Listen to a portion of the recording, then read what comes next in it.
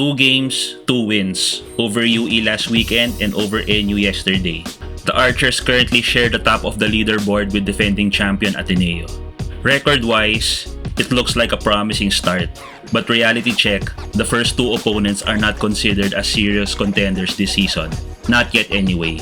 Without any formal preseason tournament, the game against UE, technically speaking, is the first real action for most of our players, and it showed. On paper, the Archers were favored against the importless Warriors, particularly in the paint, where the smaller UE team wasn't supposed to be able to match up. The rebounding battle was supposed to be lopsided in our favor, but it didn't happen. We edged UE only by 1, 43-42, and allowed the spunky Warriors to grab 17 offensive boards. UE made only 23 out of 63 field goals, so there were a lot of boards to be had, and with our higher ceiling, we should have dominated that aspect. That's one area the team should focus on. Shawnee Winston was a revelation in his first official game, top scored with 22 points on 7 of 13 field goals and 5 of 6 free throws to go with 6 boards in 32 minutes of playing time. Justin Baltazar showed his wares in the first half en route to a double-double performance with 12 points and 12 boards, along with 2 assists. Balti's performance was a bit understated as he was probably trying to get his teammates involved as opposed to trying to do things by himself. Evan Nele also served as a spark plug for the Archers, finishing with 12 points and 3 assists as he drove the offense and pestered his counterparts with 4 steals. Veteran Kurt Lohera was steady in limited minutes, as were the Phillips brothers. Bright Wanko displayed his size and heft, also scoring in double digits with 10 points and pulled down 8 rebounds, but showed that he still has a long way to go. In this game, the Archers showed bursts where they threatened to blow the game out, but also lulls, where UE was faster to the ball. The Warriors were pressured by the pressing LaSalle defense, but managed to hit several bailout triples as they frantically found gaps in the perimeter.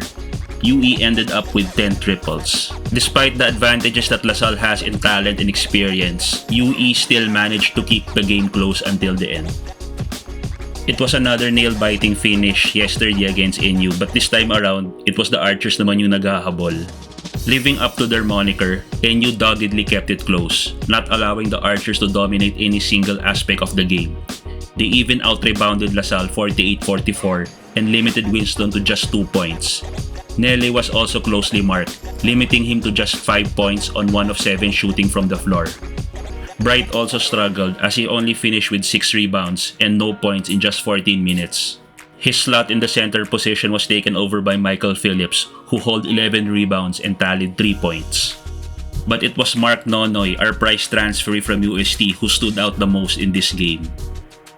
After being held out in his first game due to injury, Nonoy quickly showed why he's such a valuable addition, hitting his first triple on a pull-up jumper on the break and ended with 13 points.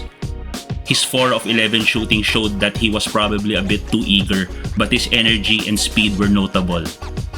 The unheralded CJ Austria showed why Coach Derek gave him minutes, hitting 10 points and provided plenty of hustle. Baltazar, who logged in the most minutes with 35, showed that why he still remains the backbone of the team as he pumped in most of his points in the closing quarter. Underscoring their importance, it was only Nonoy and Balti who scored in the 4th period. In a sharp contrast to their first game where they made just 2, the Green Archers sank 8 triples out of 24 attempts, putting to bed the notion that they are not an outside threat. Opponents can't sag all the time when the Archers have shooters on the floor.